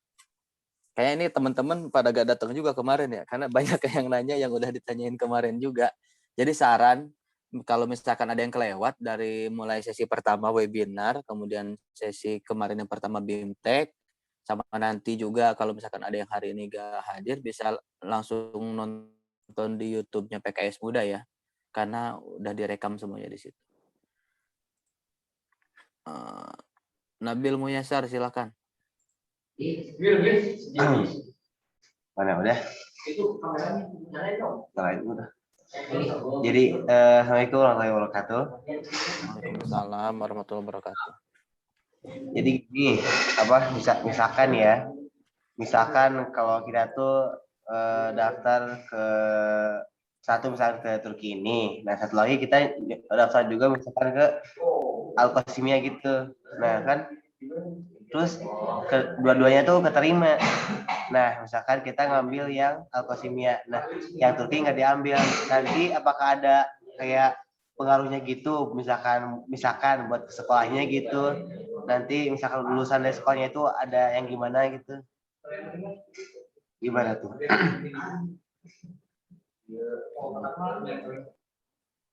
Ya, Mas Nabil. Sebenarnya sejauh ini nggak ada blacklist ya sekolahnya gitu kan, misalkan kita dapat PMDK gitu kan di kampus UI gitu, tiba-tiba kita nggak ambil, besok tahun depannya sekolah kita kena blacklist gitu, dari kelas kita. Nah, di Turki di Syariah nggak ada gitu. Dan teman-teman juga banyak yang waktu itu pernah nggak ngambil Turki karena keterima di Amerika gitu kan. Adik kelas saya masih bisa daftar itu di Syariah kayak gitu. Oke. Ada lagi yang mau raise hand? Ada yang nanya bagaimana caranya minta rekomendasi sudah saya informasikan kemarin, nanti hubungi panitia, ada namanya Mas Andri. Cuman nanti akan disebar juga ya sama panitia,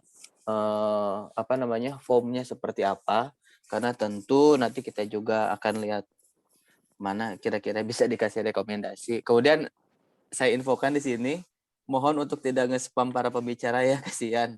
Dan kalaupun mau bertanya, silakan bertanya dengan baik dan sopan. Alangkah baiknya perkenalkan terlebih dahulu siapa kita, jangan ujuk-ujuk telepon ataupun apa, gitu. Supaya enak nanti. Jadi rekomendasi insya Allah nanti akan disiapkan oleh panitia, tinggal kontak panitia aja. Terus pantengin di grupnya, nanti akan ada form yang disebar oleh panitia terkait masalah isian rekomendasi yang akan diberikan oleh Award YTB. Oleh Mas Gesta sama Kak Naila juga.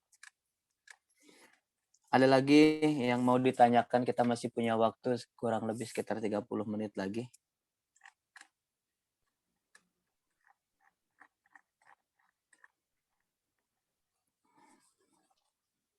Ada grup untuk konsul-konsul selanjutnya gak ya? Gimana nih? Tergantung kesiapan para pembicara. Gimana Mas Gesta katanya? Insya Allah, asal pada semangat aja. Nah iya sih.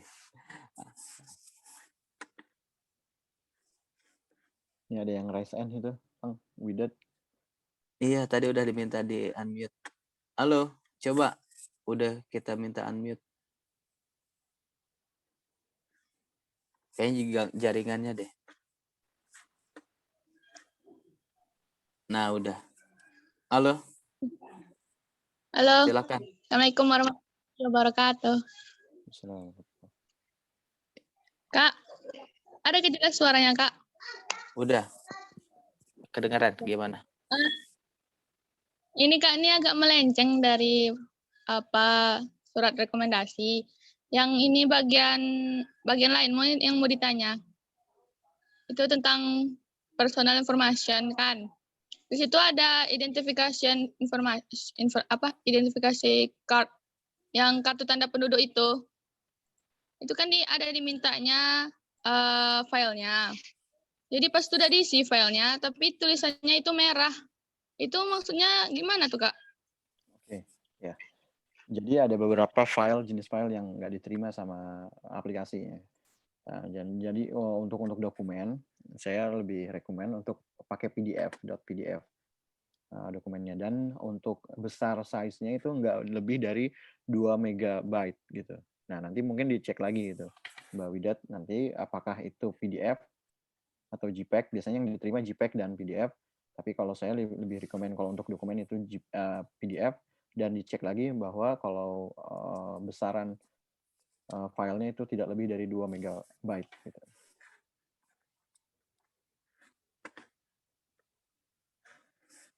Oke, udah jelas banget ya. Kemudian ada lagi yang bertanya, apa nih? Apakah ada pelatihan selanjutnya terkait LOI ataupun mintesis dan kurikulum vitae untuk beasiswa? Sebetulnya itu udah dibahas semuanya ya kemarin, dari mulai BIMTEK yang pertama. Jadi sesimpel gimana deh? Oh ya, Mas Gesta belum ngasih tahu nih rahasianya bikin LOI seperti apa. Kemarin Naila udah menyampaikan, silakan. Iya, tadi kalau LOI itu udah saya jelaskan juga, nanti bisa dibuka di websitenya Turki Beslari itu. Nanti LOI itu isinya preference gitu kan, kemudian juga expectation sama goals gitu. Jadi kalau saya membuat formulanya atau rumusnya past, present, and future gitu. Dulu saya pernah ngapain, kemudian hari ini saya ngapain di bidang itu, di bidang yang dulu saya tekuni, dan kedepannya saya akan memberikan apa di bidang itu gitu kan. Kalau saya kayak gitu, maksudnya ada hubungannya dengan yang nanti kuliah di Turki gitu. Kalau misalkan saya HI, dulu saya anak HI, belajar HI, kerja di kantor hubungan internasional gitu kan. Sekarang saya misalkan masih intern di tentang isu-isu hubungan internasional. Kuliah nanti pengen di Turki, pengen HI juga, hubungan internasional juga. next goalnya saya pengen merekatkan hubungan Indonesia dan Turki gitu kan. Ini simpelnya aja kayak gitu. Jadi satu linear gitu loh LOI itu. Kalau dari saya. Berarti based on ke masing-masing juga ya. Iya. Karena nggak bisa disamaratakan juga. Yang penting kuncinya itu kali ya. Iya. Kalau dari Mas Gesta. Past, present, and future-nya harus disinkronkan gitu. Nah, begitu jadi teman-teman semua. Kayaknya nggak usah ada pelatihan juga ya terkait penulisan LOI juga. Karena nggak lucu juga kalau semua seragam gitu LOI-nya. Nanti malah nggak diterima. Karena nggak ada yang menarik gitu. Buat unik dan menarik. Gimana caranya itu apa namanya nanti kedepannya bermanfaat gitu kan, tidak hanya untuk diri sendiri tapi untuk Turki dan juga Indonesia juga. Betul. Saya ceritakan lagi karena ada temen juga yang S1 ekonomi, kemudian S2 mau lanjut ekonomi, tapi alasan dia kuliah di Turki bukan karena pelajaran ekonomi Turki bagus, tapi karena dia lebih tertarik dengan panahan tradisionalnya Turki, dan itu ternyata diterima oleh YTB gitu. Makanya buat LOI-nya semenarik mungkin sih masing-masing, lebih ke apa ya, motivasinya apa gitu dari dalam diri kita. Karena pastinya tiap kepala orang beda-beda isinya, nah itu aja yang dituangkan gitu, daripada misalkan kita copy paste LOI-nya orang, belum tentu kita diterima, kan sayang juga ya.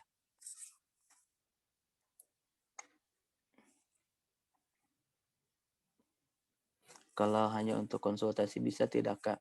Mas Gesta, aduh kayaknya mati nih.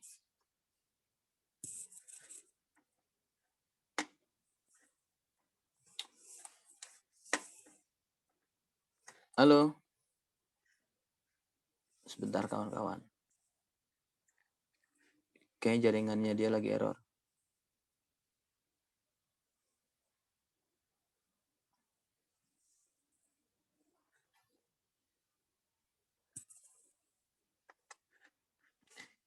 Ada yang mau ditanyakan lagi, silakan bisa ditulis dulu di kolom chat sambil nunggu Mas Gesta balik lagi ke Zoom-nya.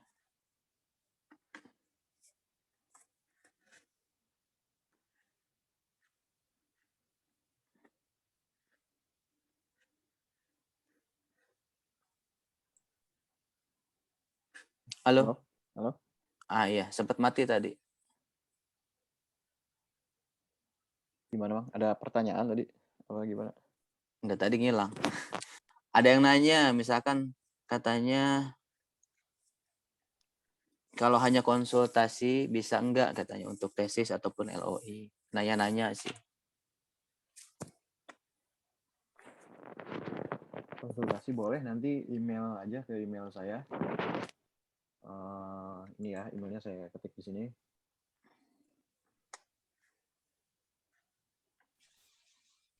Ini khusus untuk apa namanya LOI sama ini aja ya, LOI sama tesis gitu kan, ajuan tesis atau disertasi. Kalau selain itu kalau nanya yang lain, insya Allah saya nggak jawab ya. Udah dijawab di sini soalnya gitu.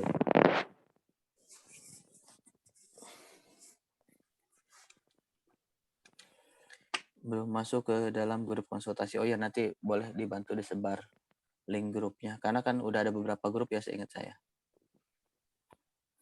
Jangan lupa kawan-kawan, nanti kita akan share juga di grup-grup itu. Karena kan bakal ada beasiswa TDV yang baru dibuka dari mulai tanggal 10 kemarin. Masih ada 30 hari lagi untuk daftar di beasiswa dari Turki Diyanet Vakfı yang mencakup dari mulai SMA sampai S3 juga, cuman khusus di bidang keagamaan saja.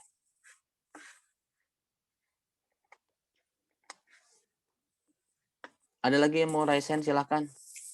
Masih ada waktu 20 menit nih. Daripada nyesel, nanti ujung-ujungnya pada japri panitia masing-masing, mendingan sekarang aja ditanyain.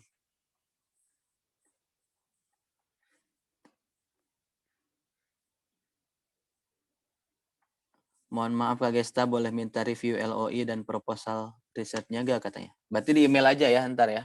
Ya, email aja. Kirim email aja katanya, silakan. Mungkin disclaimer dulu ya. Nanti kalau misalkan ternyata udah saya review, tiba-tiba teman-teman nggak lolos, itu bukan jaminan. Jadi saya review sesuai dengan kapasitas dan juga pengalaman saya gitu. Nanti saya akan kasih masukan-masukan yang mana nambah nambah poin-poin yang misalkan nanti teman-teman ada miss. Tapi kalau misalkan udah bagus, ya mungkin saya cuman kasih semangat aja kayak. Saya sudah submit my application, tapi kenapa masih tanda seru kuning ya katanya? Yang diisi itu informasinya di situ. Ya, coba dicek lagi ya, kali aja ada yang kelewat gitu.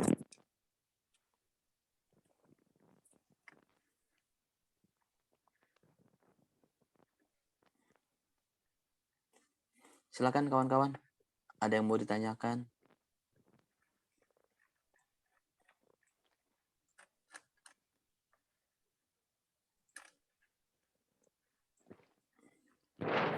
Kalau kita mau menggunakan surat rekomendasi tahun lalu bisa nggak? Tadi udah dijawab ya. Ya, tadi udah dijawab. Kalau misalkan rekomendasinya ada yang lebih fresh, lebih bagus.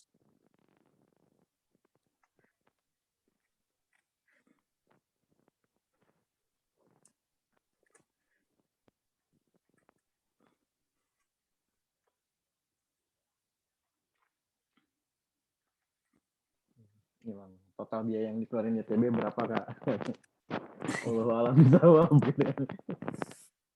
Mungkin bisa dihitung aja misalkan teman-teman yang 100.000 tele per bulan gitu kan, ditambah Belum tiket pesawat, gitu. belum kampus. Kampus, mau enggak ditambah-tambahin. Belum lagi kalau kedokteran jurusannya. Bisa 100 juta setahun tuh bayarannya. Banyak pokoknya mah biaya yang dikeluarin.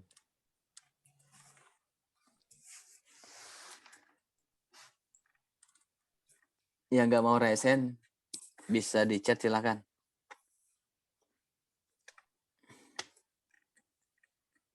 Kalau nggak ada, nanti bisa kita akhiri acaranya 5 atau 10 menit ke depan. Karena mungkin udah dianggap selesai ya, dan udah pada paham semua gitu. Tinggal nanti rezekinya dapatnya siapa gitu. Kira-kira kuotanya berapa katanya tiap tahunnya nih? Ada yang nanya. Iya, jadi tahun-tahun saya 50 kurang, 48-an kalau nggak salah. Kemudian beberapa tahun kemudian ada yang 80 orang, 80 dan 40 itu jumlah S1, S2, S3. Jadi bukan S1 80 orang, S2 80 orang, S3 80 orang, bukan. Jadi dari Indonesia itu 48 orang waktu tahun saya, kalau nggak salah ya, di bawah 50 orang. Paling banyak ya di tahun itu kalau salah. Tahun 2 tahun setelah saya kalau nggak salah, yang 80-an itu, Bang. Oh iya. 80. Cuman tiap tahun emang naik turun. Rata-rata kalau dikatakan mungkin 50 orang ya. Ada yang 20 doang juga. Ya, tahun kapan tuh? Awal ini. Dari situ mungkin bisa diperhatikan bahwa yang paling banyak itu teman-teman S1. Paling banyak mungkin 50 sampai 60% itu dari total semua yang berangkat dari Indonesia itu teman-teman S1. Kemudian 30%-an itu teman-teman S2. Nah, 10%-nya 10 sampai 15% mungkin teman-teman S3. Jadi paling sedikit itu teman-teman S3 nanti yang akan diterima. Dari 12.000 pendaftar ya. Yang di Indonesia yang diterima cuma 80. Paling banyak itu 80. Paling banyak. Rata-rata 50 gitu.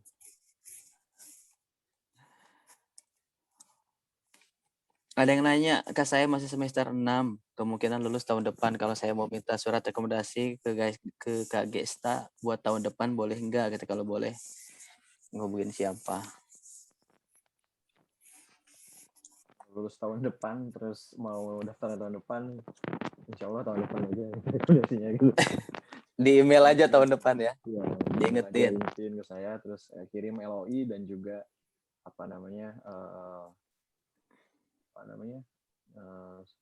ajuan tesisnya ya, nanti biar saya lihat juga. Jadi teman-teman mohon maaf nanti kalau misalkan yang minta rekomendasi nggak saya kasih semua gitu kan, mohon maaf karena memang saya juga nanti akan lihat dulu, saya review dulu dengan tim gitu, dengan teman-teman siapa yang kiranya kita akan kasih rekomendasi atau belum dikasih gitu kan. Karena rekomendasi kalau banyak juga misalkan ini ada 100 orang atau 50 orang saya kasih rekomendasi saya semua, itu nanti kayak teman-teman tuh apa namanya, nah rekomendasi saya nggak ada harganya gitu, jadi percuma dapat rekomendasi saya gitu. Ini lagi gesta lagi gitu kan nanti kata reviewernya itu.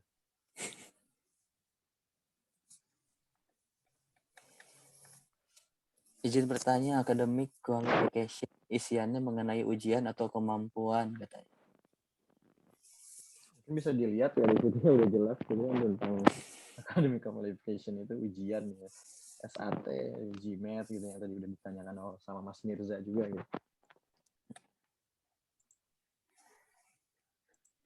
Kemudian panitia event di pemerintah desa itu masuknya ke voluntary kali ya, voluntary activities kan.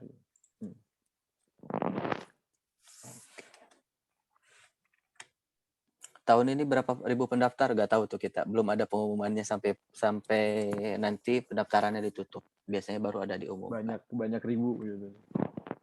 Ya, yang pastinya tahun-tahun lalu sekitar 12.000, pasti lebih dari itu sih. Cuman ya semangat sih teman-teman gitu loh. Dari yang hadir sekarang ada sekitar 47 orang partisipan.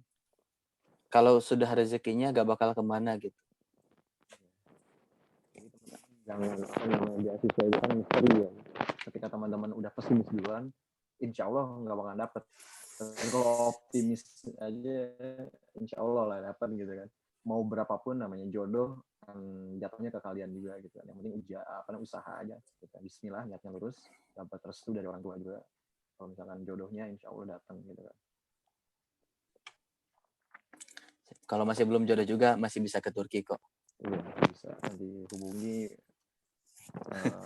konsultan yang benar-benar apa namanya bisa kontak saya ya. Follow IG-nya Merhaba aja.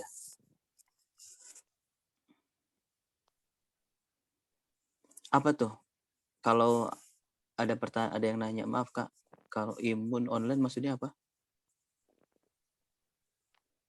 Imun International Model of United Nations ya. Kalau online, kalau ada sertifikatnya masukin aja nanti ke sertifikat. Berarti kalau misalkan partisipan, kalau misalkan award di sana biasanya the best delegation, masukin ke award gitu kan.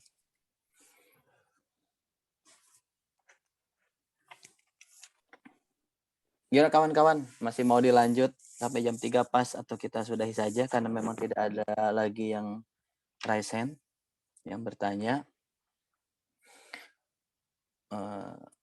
Jadi BIMTEK ini sesi yang terakhir yang kita adakan dari PKS Muda Mendunia. Insya Allah ke depannya kita bahas terkait khusus untuk yang program TDP dari mulai SMA sampai S3. Gitu. Adapun nanti misalkan kalau yang untuk minta di review LOI, kemudian tadi mini tesis seperti Mas Gesta bilang, tinggal di email aja berkasnya ke Mas Gesta, nanti Mas Gesta review. Kemudian terkait masalah rekomendasi silakan hubungi panitia, nanti sabar aja, panitia bakal kirim kok Google Form-nya yang harus diisi, karena kita juga sama-sama harus mereview seperti Mas Gesta bilang, karena nggak mungkin kan misalkan 100 orang ini kita kasih semua rekomendasi, karena kesannya kayak main-main gitu, 100 orang dikasih doang gitu.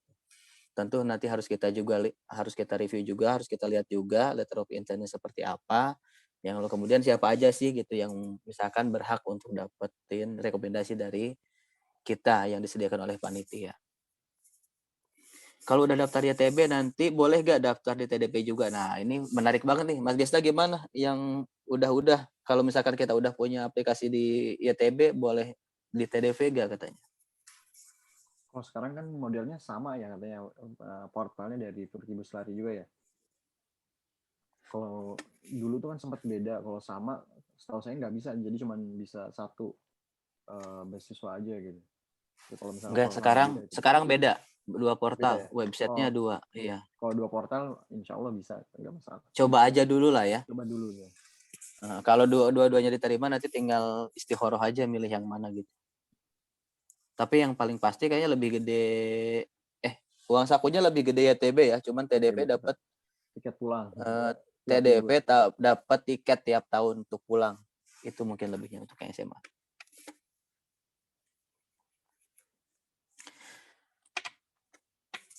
Baik kawan-kawan, kita akhiri saja untuk pertemuan kali ini kalau memang tidak ada lagi yang ditanyakan dari peserta yang hadir sekarang. Terima kasih banyak atas ketersediaan waktunya.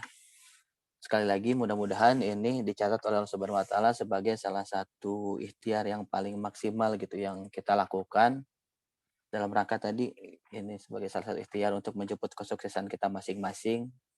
Ya wasilahnya adalah dengan mengejar beasiswa. Tapi jangan putus harapan dari banyaknya yang daftar 12.000 ataupun bahkan seratusan ribu ya kalau memang itu sudah takdirnya kita, sudah rezekinya kita, insya Allah nggak bakal kemana. Gitu. Jangan berputus asa. Kemudian stay tune terus di grup-grupnya PKS Muda. Nanti juga mudah-mudahan akan kita share info-informasi yang lain ya. Suara saya kedengaran kan ya? Kedengaran. Nanti akan kita share juga info-informasi yang lain. Jangan lupa di follow akun-akunnya PKS dari mulai IG-nya PKS Sejahtera, kemudian YouTube-nya PKS Muda, Instagram-nya PKS Muda juga. Dan yang mau tahu, yang nggak dapat beasiswa, masih mau ke Turki, silakan follow IG-nya Merhaba. Saya tulis nih di sini. Merhaba_ID.